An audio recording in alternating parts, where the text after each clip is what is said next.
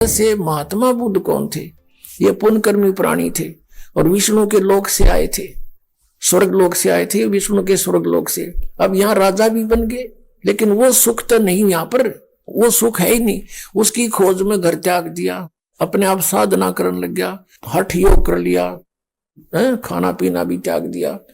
मरने को हुआ तो एक माई ने उसके मुंह के खीर लगा दी।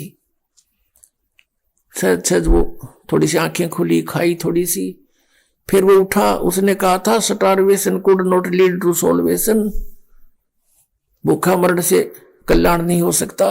काल यही चाहता था, कुछ सिद्धि आ गई हट करने से। काल यही चाहता है कि ये नास्तिक हो जाए, गलत शास्त्र विधि त्याग का मनमाना आचरण करते हैं।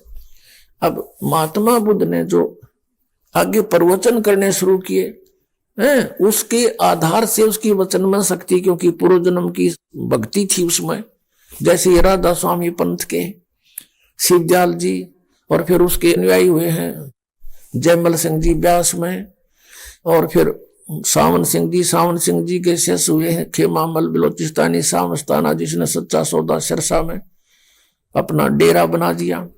और ऐसे ही वो जय गुरुदेव पंथ बन गया, आगरा से निकला हुआ मथुरा में। ये सभी पुण्यात्मा उस महात्मा बुद्ध के से थे, और वो काल का फंस गया महात्मा बुद्ध। और उसने फिर क्या किया, पूरा रूस, पूरी चाइना महात्मा बुद्ध के उन विचारों पर आधारित होगी। उसने जो मर्यादा बनाई हुआ तो सही थी, लेकिन वे ऑफ वर्शिप उसकी रॉन्ग थी। सभी उसके अनुयायी इसलिए हुए थे कि ये महापुरुष है, हमें कल्याण कराएगा। उन महात्मा बुद्ध के द्वारा बताई गई साधना से किसी को आध्यात्मिक लाभ नहीं हुआ। कुछ एक दो पीढ़ी के बाद सभी नास्तिक हो गए। देख रहे उसका क्या रिजल्ट, पूरा चीन देश नास्तिक है, और नास्तिक देशों का नाश होया करता है। अधिक जानकारी के लिए डाउनलोड करें संत रामपाल जी महाराज ऐप व सब्सक्राइब करें संत रामपाल जी महाराज यूट्यूब चैनल।